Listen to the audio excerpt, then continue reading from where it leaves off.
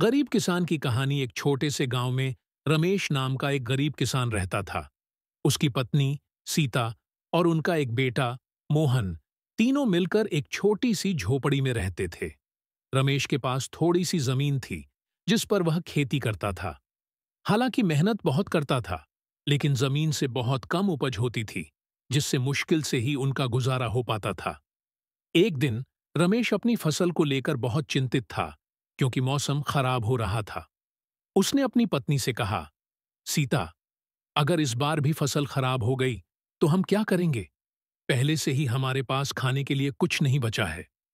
सीता ने उसे सांत्वना दी, भगवान पर भरोसा रखो रमेश, वह हमें जरूर मदद करेगा।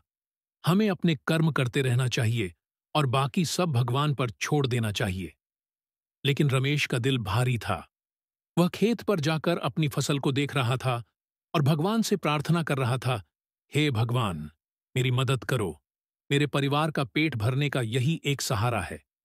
कुछ दिनों बाद गांव में एक धनी व्यक्ति आया।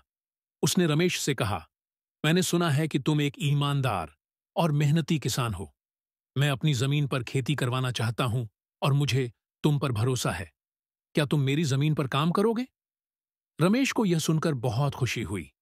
उसने धनी व्यक्ति की जमीन पर काम करने की हां भर दी। रमेश और उसकी पत्नी सीता ने मिलकर नई जमीन पर खेती शुरू की। कड़ी मेहनत और लगन से उन्होंने बहुत अच्छी फसल उगाई।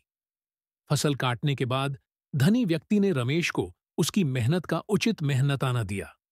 अब रमेश के पास अपने परिवार के लिए पर्याप्त अन्न और धन था। उसने अपने बेटे के लिए नए कपड़े खरीदे और उसकी पढ़ाई के लिए पैसे जमा किए। एक दिन मोहन ने अपने पिता से पूछा, पिताजी, आपने इतनी मेहनत क्यों की? हम भीख मांग सकते थे या किसी और से मदद ले सकते थे।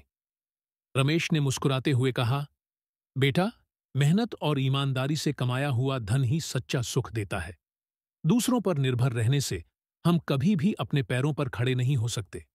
हमेशा याद रखना, मेहनत का कोई विकल्प नहीं होता। इस तरह रमेश ने अपने बेटे को एक महत्वपूर्ण शिक्षा दी। जीवन में कठिनाइयां तो आएंगी, लेकिन सच्ची मेहनत, ईमानदारी और धैर्य से ही उन पर विजय पाई जा सकती है।